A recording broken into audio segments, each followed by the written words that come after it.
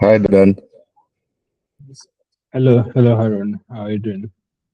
I'm well. People haven't joined today.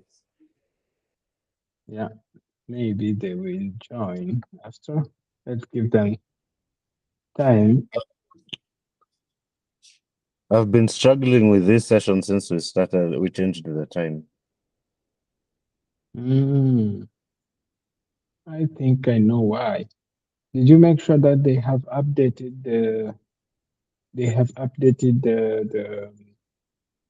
the session Link. in the yeah, the link, I mean, and the session in the DevX I portal? did that. I am the one who did that. Let me see. I'm pretty sure I updated it. Let me see. If I didn't, that would be a big mistake. Okay, Uh, yeah, meeting ongoing. Yeah, I updated it. okay. Let's see if it's the one. Yeah, it's Where the did you one. update it? In the portal? DevX? Like I think before my last session. Mm. Yeah. So people need to update their calendar, but because even if we update it in the portal, they still have the previous like calendar. So they need to update, I mean.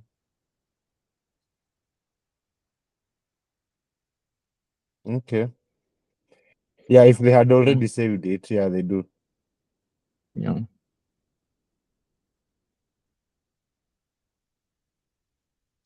Did you share the link to the to I think, into groups? yeah, but then I think I forgot to share into the DevX, um, into our what is it called, the water cooler. Okay. In Discord. Yeah, I forgot that one. Okay. Let's wait. People may join maybe after like in few minutes. Let's give them time.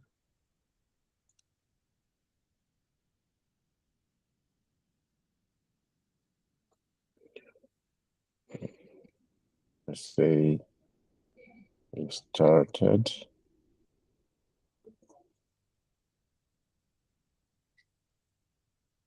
Share the- Let me bin out the link directly.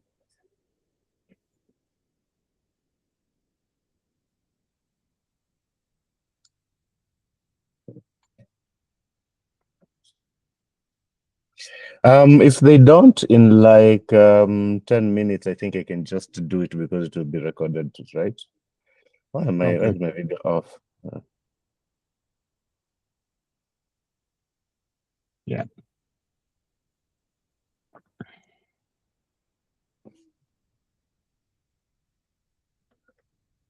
Can you hear any background noise? No, Man, no, no, now? no. It's No? clean. Still clean? Yeah, I can hear you very well. Because there's a TV playing, that's why I'm asking. Mm. Still okay? Yeah. Maybe the headphone has a noise cancellation, but I'm here. I can hear you very, very clean. Yeah, Oh, clearly. I mean. good. Now I can hear some people. Okay, let me just drop it like once. Right. Okay. Yeah. Welcome, Tex. Welcome, Tex.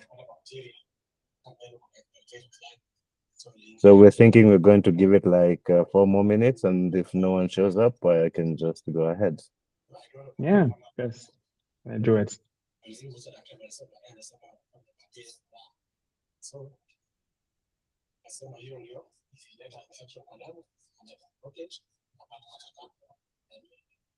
Okay.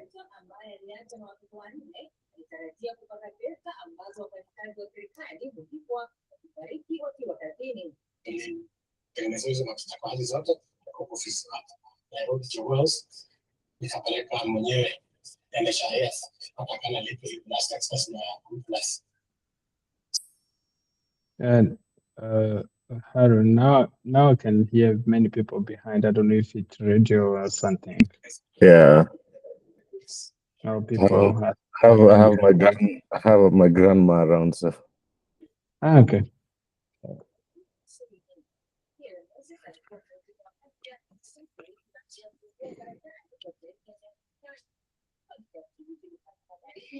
I can just be pulling it up. Let's see. I'll be,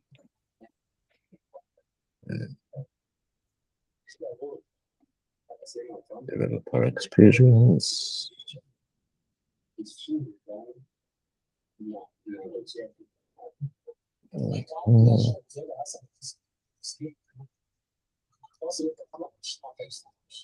And start.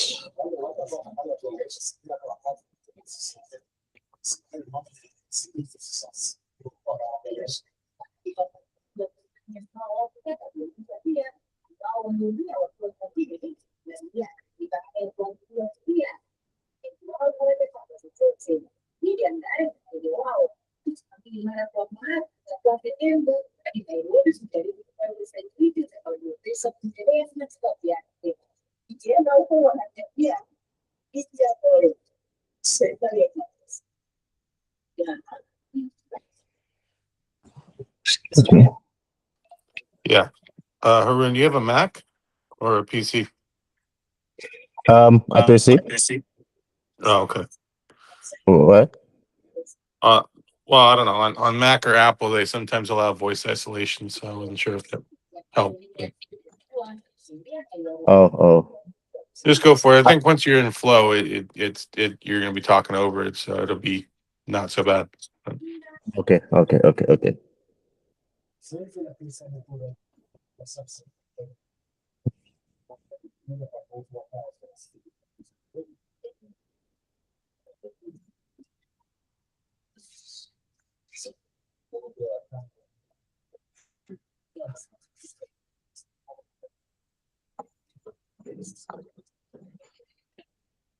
Just trying to be weird having a direct session without an audience.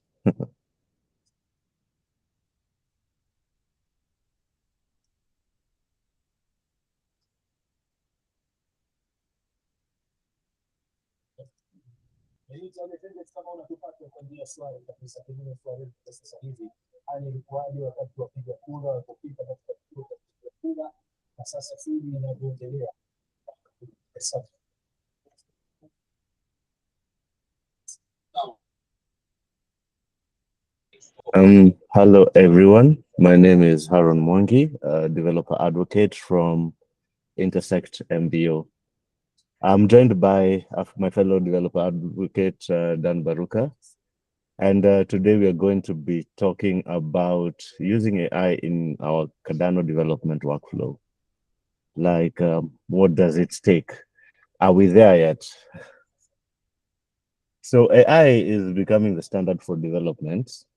However, it has unique challenges, especially for like UTXO-based models. This session outlines a repeatable workflow for building correct, secure, and cost-effective Cardano applications using AI. This goes with a strong caveat that AI is not ready for mass use, or I cannot claim that it can build a full smart contract easily without you experiencing some challenges or having to initiate multiple prompts. So standard AI workflows often fail in the Cardano context for two main reasons. Welcome, Wanze. So there's the model mismatch, where most AIs are trained on account-based logic, meaning they have few contexts in which to understand the UTXO model. As you may know, they are very different. The UTXO and the account-based models are very different. So since Ethereum and ERC20 and EVM Web3 applications have been around for a long time, it goes without saying that there would be more information on the internet about those, as opposed to Cardano, which is ever evolving, and there are and there are multiple programming paradigms for coding in Cardano. So the pitfall there often tries to mutate state or assumes a running program, whereas Cardano smart contracts are validators, pure functions that verify state transitions off-chain. So we have also knowledge cutoffs and ecosystem velocity. The Cardano toolchain moves fast. Toolkit and languages, there's Mesh, Lucid Evolution, Blaze, Aiken, Plutus, Plinth, TX3, Scala. So we have so many languages, and they have evolved significantly beyond their initial versions. So the pitfall is AI may generate code that is mostly outdated, which has been my experience. So instead of prompting from scratch, it's often better to result by anchoring your prompt in your actual source files.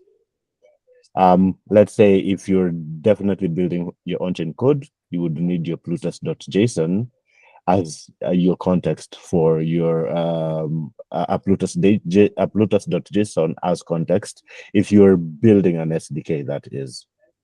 If you're building an on-chain code, you would need another smart contract or validator or repository that has similar functionalities, and then maybe you can guide it to use it for your particular use case. Plan before you prompt. Systemic orchestration. So many developers find the most impactful shifts is moving from generation to orchestration. Rather than asking the AI to write code, consider asking it to build a plan first. While some tools do this for you, but let's go on first. So decomposing a feature request. Before a single line of validator code or off-chain logic is written, you use AI to answer these 5 architectural questions. Who are the actors? What is being consumed and produced? What should the validator check to allow spending? What structure represents the contract state? What actions in the validator is the validator expected to handle? Like I said, some plan for you. Like it has been my experience that using Gemini, before it implements code, it often writes an implementation plan. Not exactly like this unless you train it. But if you train it, it can write an implementation plan that puts all this into account. So how this works, writing the plan first helps surface ambiguities like what happens if a user cancels mid-period.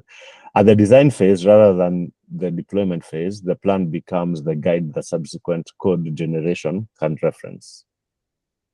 So grounding AI in your code base, AI accuracy often correlates directly with context quality. You can anchor your prompts in these 3 ground truths.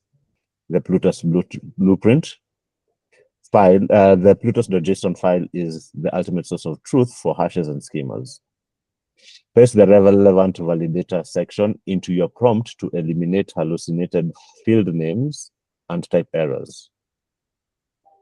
So to add some context to this, like I've said, if you're building on-chain code, there are many open source repositories in Aiken, Plutus, Plinth, and many other, and all the other Cardano programming languages. So if you want to speed up your development, and you, it is advisable that you at least get context from the repository. So at the end, it's the Plutus.json that will tell you if at all you have done it correctly. There is more to this as well, but then I'll get into more details as we go on. So library specificity, specify exact versions to prevent API mixing. For example, a good prompt may be build this transaction using Mesh this version, or Lucid this version, or Blaze this version. As we had mentioned earlier, most of the context that most LLMs have is mostly outdated, especially for Cardano. So it helps or eases the process if you're starting a new project and you specify the version. So this is very vague. Use a Cardano SDK. So this is very vague, and the LLM might not know exactly what to do with this, and you might end up wasting a couple of prompts and a couple of tokens just getting it to use the right tool. So the design specification, if you have a design doc, feed it to the AI first. This ensures the AI understands the why before it attempts the how. So with this, we talked about Plutus blueprints, and we've also talked about some of the things to consider. However, there is something else that is important to consider also when writing smart contracts.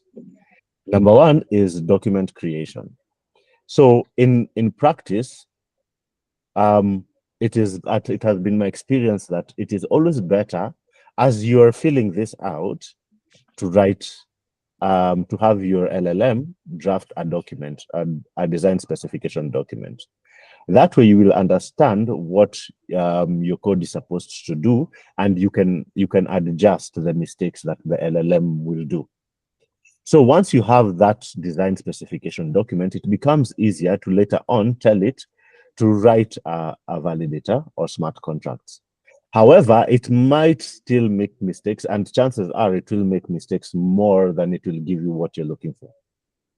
So to handle this, I usually implement test-driven development. So I write, like if I'm writing Aiken code, I'll have further tests that are implemented before I start writing the intricate validators. I'll usually start with empty validators, then I'll write the tests for it. And then I will use the LLM to write the contracts with the context of the tests and the documentation that was there. That reduces the amount of prompts I need to give the LLM for it to get what I need correctly. So far, that is still a challenge. If you're starting a new project, you will still prompt it a couple of times. However, with modern tools like Cloud and Cloud Code and Cloud Code Skills, it's becoming easier and easier for the LLMs to learn and understand what your preference way of coding.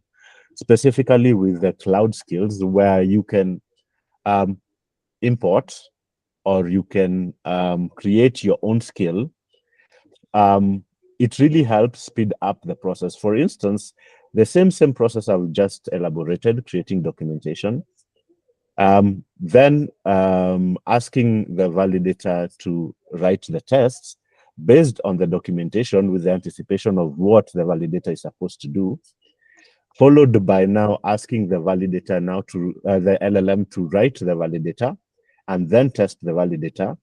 I have created like a skill for it in Aiken, my own personal skill. I call it on-chain Aiken on-chain.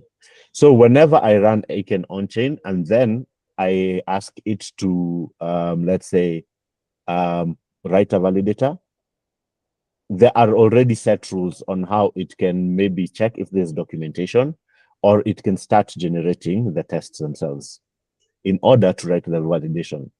So as you go on, you will get errors, and as you keep on adding the skills, the errors to the skills or the findings or the good, the positive results that you get from the skills, as you go on, the LLM becomes better and better.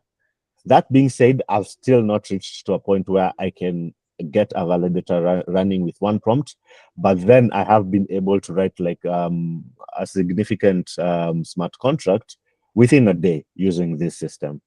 So I would say it helps and it adds.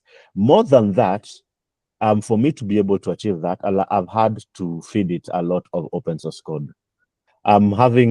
Working at Anastasia Labs, we have a lot of repositories with very many Aiken patterns. So feeding some of those repositories and the files maybe that are aligned with the problem or the challenge I want to solve has really helped. And all it takes sometimes, it's in case it doesn't understand, is to tell it to refer to this link. And it will go and it will check and it will look for something similar and how it has been implemented. Yes, Dan? Yeah, I just want to add on top of what you've been saying about how to give more information and prevent the outdated information. We have what we call MCP. What is it again? It's Model Context Protocol that help AI development model to really have the update information. Like it helps tools or AI to directly discuss or interact with the external tools directly instead of like going and give him a GitHub link, for example. You just install or import the MCP of the tooling. For example, Mesh has implemented it. You can see in the Mesh SDK. Now they have the Can you MCP. show us? Can you show us, Yeah, please? yeah, of course, of course. That will help a lot instead of like just going and every time providing link. All many of tools now have that integration. This is the page. Now, if you are in Mesh.js, for example, the first thing I do is, for example, to go here and go to AI. Here, they gives you a lot of things. The first one is the skill, so you can directly install skills in your computer. It's a kind of library where you have all these mesh skills directly, so it will just request information from this skill.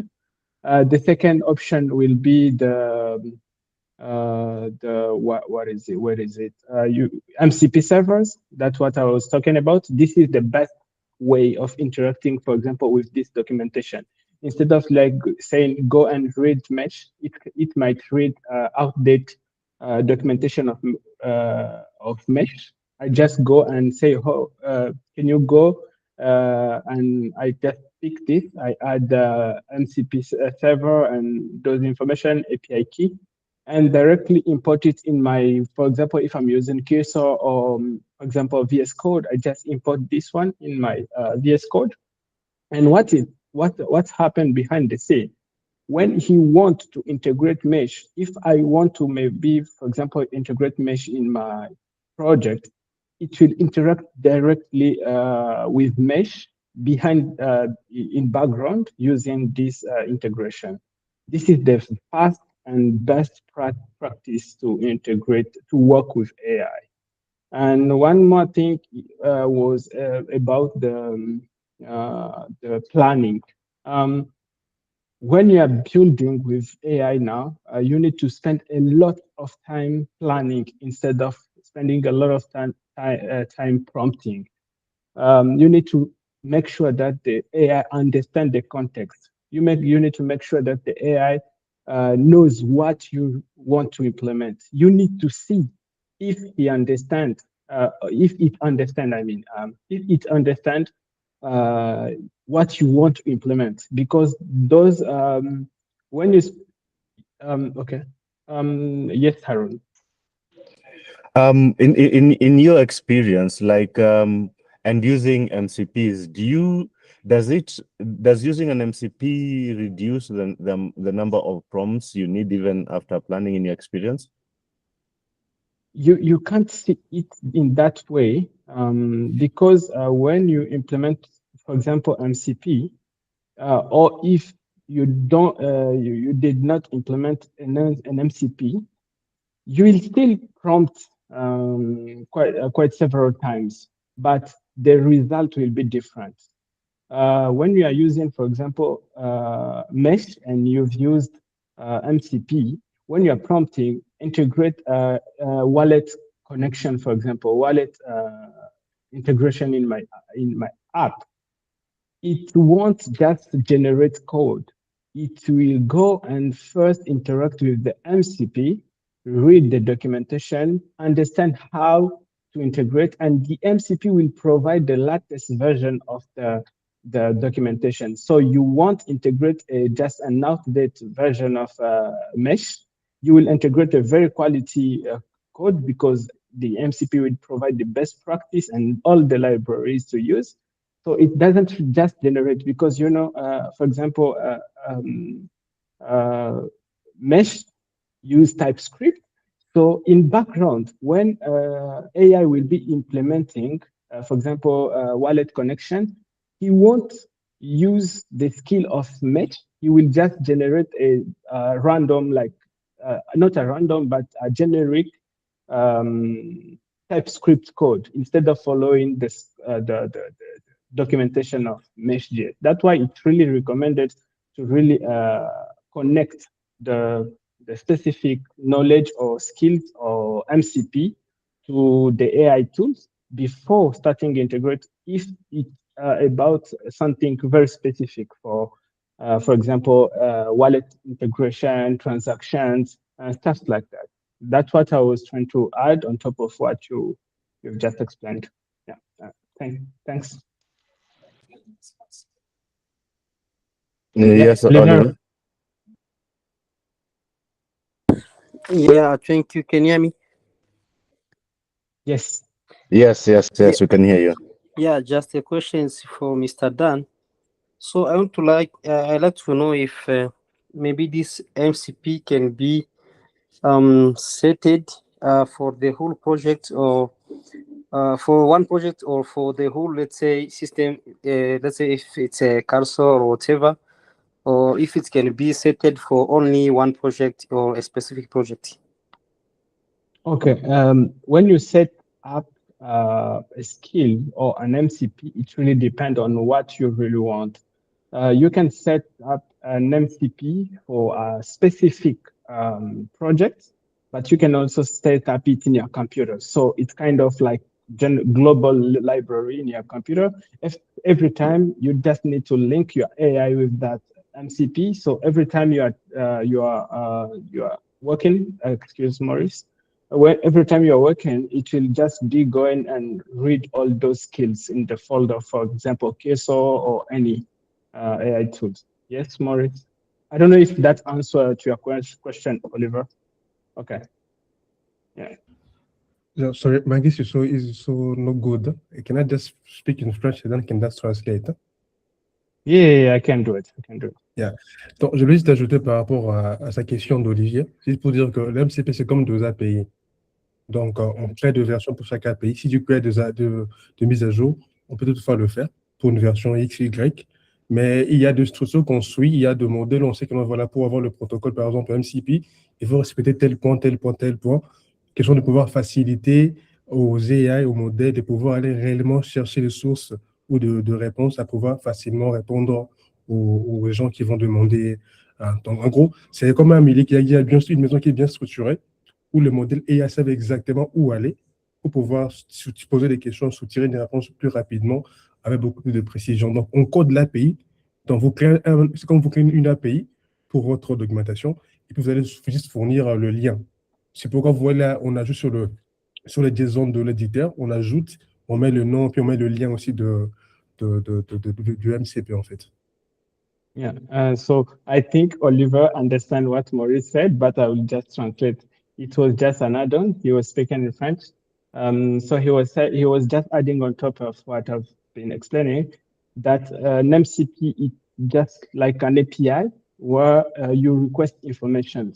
So it's like a level.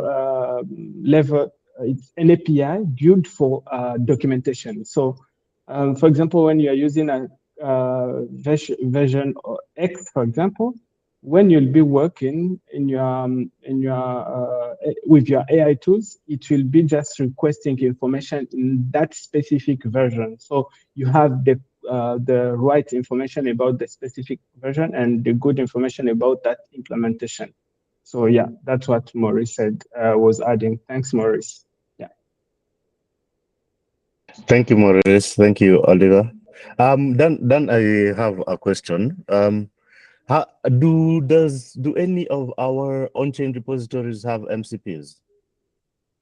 So that's now the good question. No, but I've seen I don't know. Yes, I think I need to check again. I saw maybe something like that, but now Mesh has done a very good implementation about AI. So now you have many ways to use Mesh. you can implement using, for example, MCP. I've just showed you. You can download skill. You can directly download a file with the general skills and good practices of using mesh and all provided. And you also have what else? You also have the library. They have just added a library. Let me check it again. Yeah, they have added the library mesh skills. So that helps you to install it in the project directly in a specific project. That is for a specific project. So I don't know if other repositories have implemented, and many other projects, even blockchain projects, have implemented the MCP servers, because now when you are building a documentation, you at least need to implement an MCP servers on top of that to make sure that no one will just go and read documentation after, like maybe after this year. So many people will just go and check, do you have an MCP server, and connect it to the AI and start building very quickly instead of going reading the full documentation. So yeah, we don't have yet MCP servers. And I just want to add something, Harun. If you are a maintainer, I just want to show another level of using AI. You need to implement a lot of level of checking. You know, when we were coding like manually, we had a very small level of checking in GitHub, for example. Before you, for example, merge a code source, GitHub has an automation verification process. Okay, it has like global verifications, but for now, we need to implement a large, a huge process of verification process. Why? Because maintenance will have like a lot of quantity of code to maintain and to verify. So in that middle, every single repositories need to implement a level of AI verification process. Many people just want to go pick an issue, for example, give it to AI. AI will just, without even taking the context and everything behind, and push it directly in GitHub. So when a maintainer will say that, he won't be able to check all peers, and now it will be quite difficult to like go through every code in the PR. So instead of just keeping the process of checking manually, you can also use AI to add a level of, I've seen a repo with almost 30 process of AI verification process. So before even the PR accepted as a PR, it stays in draft. And AI can spend like even 1 hour checking if all the requirements are met, or the context. Do you have an example you could maybe show us of one such repo? Yeah, even our repo has just a very, very small process of verification. That was a normal verification, but now we need to make sure that to upgrade the step of AI verification process. Let me show you. You can see my screen? Yes, I can. Okay. Okay. For example, I just go to the a random repo, even our repo, the DevX portal, so we can see when you push, for example, when you want to push a PR, you usually see something like this. Let me open it here. I just open a random PR. You see this process here. Mm-hmm. There is a process here happening, checking, for example, if there is no issue in the JavaScript or TypeScript. that comes directly in the GitHub. You can just add it directly. But now we need to implement in the repo. Where do you add it? Here in GitHub and workflow. You add the process of verifications here. Like you can add AI verification, format verification, commenting for verification. So we have a lot of things verifying before that will help maintainers to not receive a huge amount of PR, which are not like, which doesn't have like good quality.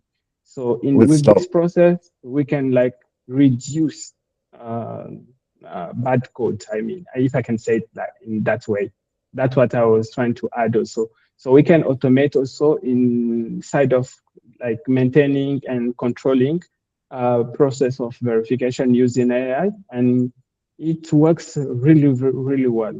Yeah. Okay, so we have at least we have a bit of a challenge, at least when it comes to on-chain MCPs. Maybe that's something we should look into. I think Lido Nation has Cardano MCP proposals right now. Yeah, but then it's definitely something we should really consider. It would really help with at least people getting up and ready with something real quick. Yeah. We need to make sure that we can like provide MCP servers to many of our repos, because now people will be really relying on MCP servers to develop, to code. Yeah. Completely agree. So I just want to mention a few of the places where AI falls short in Cardano, and then Dan, I'd like, if you don't mind, I'd like you to show us like your N8N setup and how you go about it, if that's okay. Yeah, maybe I will just go with a demo, like locally. Yeah. Without using an N8N. I'll just show another way. I'll maybe show how to integrate, for example, the MCP servers and how to add skills, for example. Okay, that will be awesome. So well, all this we're talking about is basically to try and solve for this, where AI falls short when it comes to developing on Cardano. So we have this challenge, even just not in Cardano, even in normal programming, where an LLM will use many lines of code to solve a simple problem. So it leads to code bloat. Code bloat is one of the issue. So as a dev, it's usually hectic going back, trying to clean up your code so that it looks neat and it's not sloppy, and so that it can be accepted in PRs. So AI might re-implement a built-in function leading to bloated validators, yes, that exceed the transaction limit. So this can lead now to the X units being depleted. As you know, Cardano has a limit of how much the blockchain can store. It's usually, I think, 16 kilobytes, if I'm not wrong. So every word, every letter in your validator counts towards that. And when you have AI writing your code, there are huge chances that it might like exhaust like your X units. Security vulnerabilities. So AI also misses some common vulnerabilities, such as signatory checks or double satisfaction. Double satisfaction is when you have like you're intending for your validator to have one output, but then it has what are they called? A bad actor wants to exploit your validator. So they would look for ways, and one of the most common exploits is usually this double satisfaction, where an attacker would look for what after when a transaction is being executed, where is the header, or where are the tokens going to? And if you have not checked for this when creating your validator, let's say you're minting a token and you do not specify the number of tokens or the policy ID in specificity, someone might exploit that to be able to create another second output that would deplete your assets, just to put it in short. So this account-based model shadows is what we are talking about, just because most of the content is from other Web3 and also Web2 backend processes. If it doesn't have enough context, yeah, it will give you like code that is like it can even give you code that is completely off the trajectory you're going to. So the key takeaways are: you plan first, you ground your prompts or your code in context. Audit content, review AI code for X units, costs, and security vulnerabilities. Again, also skills can help with this. Like you can have a skill that reviews your code, so it can also help with that. And I don't know if there are MCPs to help with reviews. Maybe you'd know more about that, Dan. Orchestrate, don't just generate. Work on planning. Planning is 90% of the job, so that your prompt can do exactly what you want to achieve. Over to you, Dan. Okay, yeah. I'll share my screen after. Okay. So I will just use one of the common AI tools like for developers. You can see, let me share my full screen. Yeah. Let me share my screen, my full screen. That would be better.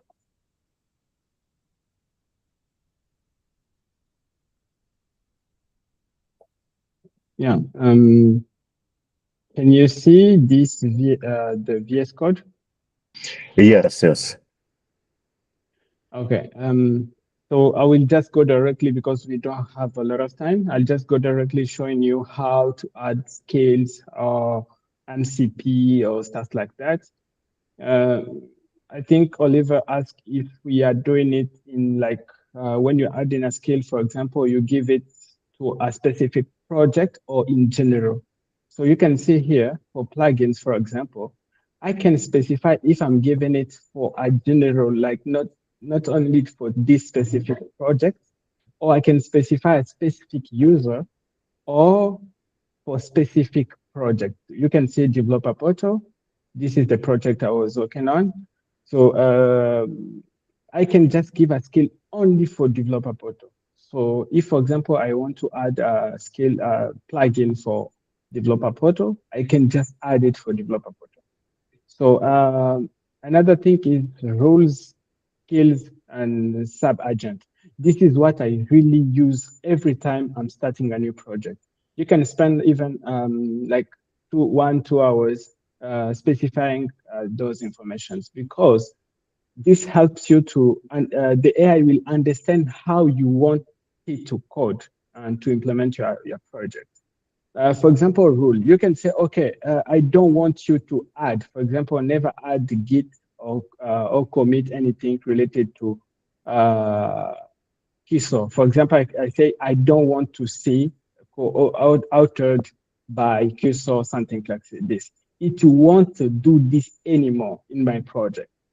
So you see, this is one of the kind of rule you can add. And you can say, okay, code as a human. Make sure to not drop a lot of code. Never give, never provide, never like overcode. Like never give a lot of like code more than, for example, 1,000 lines of code at once. You can give any kind of rules to your AI agent.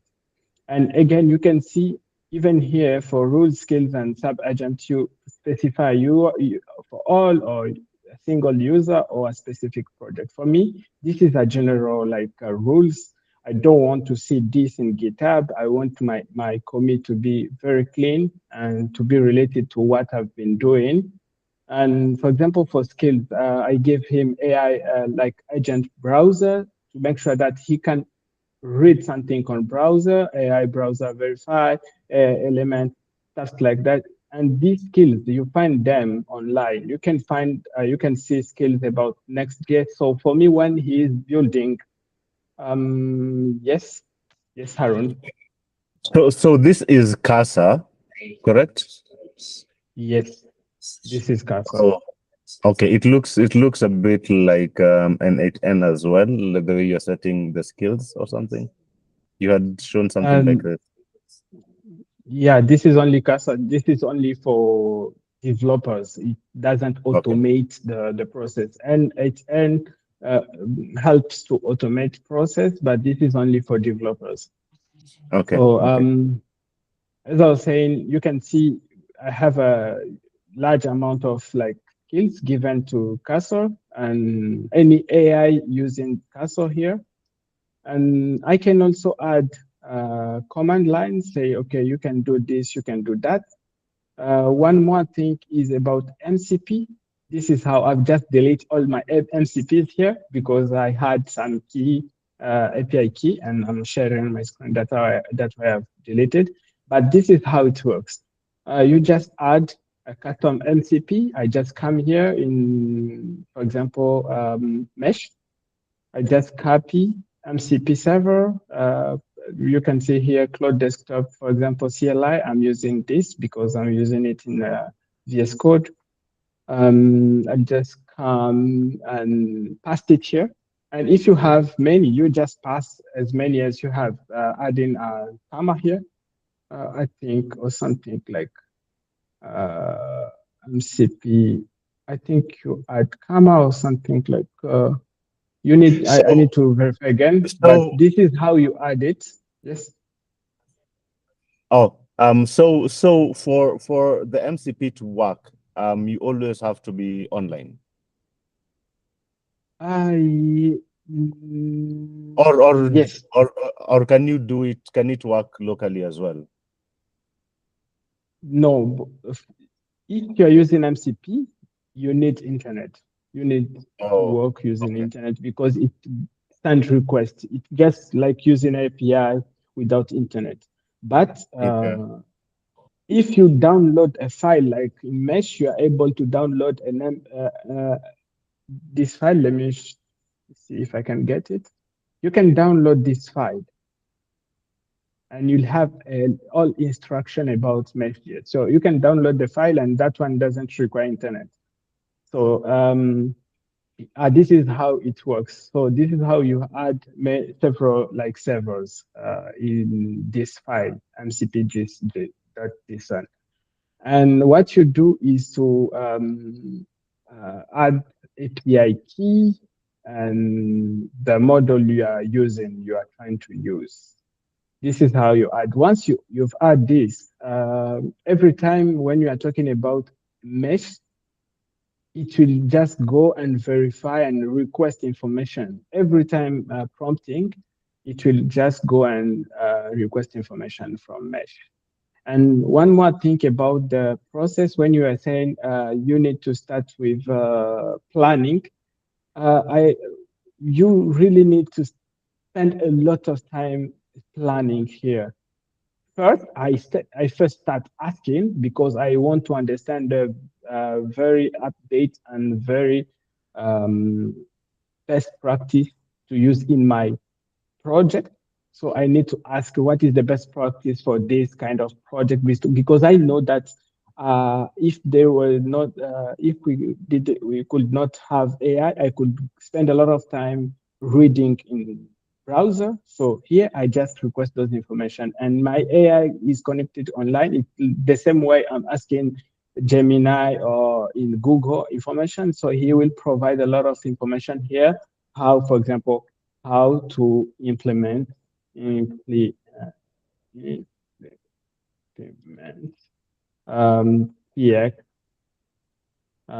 on Cardano using TypeScript, for example, right? Like Cardano CLI. Cardano CLI. It will go and read before like providing, and this is one of instruction I've just given to my AI, saying I don't want you to generate just code or just giving me random information. I ideally ask you to go and read first, and then after provide very update information. So once I have this, I can go to plan mode and say, okay, plan implement a documentation, for example, documentation in my project, and make sure to show me, for example, the schema of interaction. So I can visualize, I can see how it will be implemented and how it will work. And what it does, you can see that it will maybe ask me questions about if I didn't provide all information. It will ask me, for example, how will you want it? Do you want it to be implemented? Just like that. So it gives you more context, and you choose what you really want. And after that, it will now generate a file. It doesn't start by editing the code directly. It will generate a file where you'll have an overview of every single thing which should be edited and added in the project. So you can now continue saying, okay, remove this, add this, I don't want this. And you can spend even like 30 minutes just for a single task. This is what I was saying. Why should the interaction schema and narrative lives? So you see, this is how it works. And once I choose, I want to add it in my project because I don't want to lose what I've just done. I'll just show you the plan, but I want to go to the implementation and edit of the code. Once the AI have all those information, and it can ask you like many questions, even 10 questions. So it understands very well what you want. And you see, this is how it works. It shows you this file and shows you everything called things to be added in the project. Now you can build, you can like click here and it will start editing. I won't do that because I don't want to lose what I've been working on. I think Harun, that very small demo of how to use AI as a Web3 developer. That was very nice. Thank you so much for that. So I don't know if you guys use local setups. But then just before we sign off, I just wanted to mention like I've also been experimenting with local LLMs. I've been experimenting with Qwen and Gemma locally to try and save on the tokens, so that at least for the simple tasks I can be able to do locally. I'm still not getting that as good results as using Cloud on-chain, but then I'm working on looking now for like MCPs so that I can integrate and it can help like with the accuracy of the code. I also came across today Git Nexus.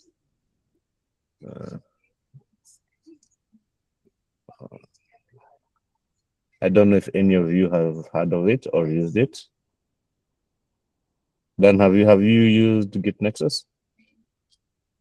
Not really. Not really. Yes. Yes. There was a question, I think. Is the doc used already in the dev experience? Well, it will.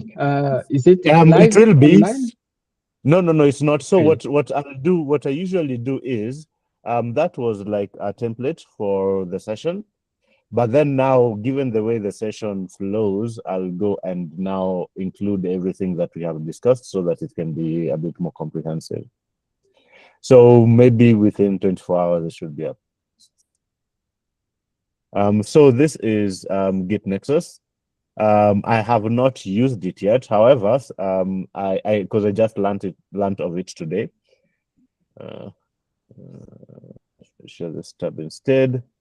But then by just running this, you get to use the LLM of your choice and your skills. And you can also, I think it already connects to about 16 MCPs. But then what I saw and I liked about it, I'm sorry I can't demonstrate because I do not have it turned on. Maybe you can do it. You guys can do it at your own time. What I found interesting about it is that it creates mind maps, like the way Obsidian does, of your project. So this was just a mention, as well as local LLMs to help with saving on the tokens, because that seems to be the biggest problem right now. Yeah. So thanks guys for joining. That's it for our session today. We hope you've learned some good things. Again, we're developer advocates from Intersect MBO. You can reach, you can feel free to contact us in the DevX Developer Experience GitHub repository, and also check out our DevX repo for our documentation and sessions. We are also free for one-on-one meetings. You can find how to schedule a meeting with us on our readme.md. Dan has just shared it, and it will probably be linked in the video. Thank you for joining, and goodbye, guys. Thank you really for the session.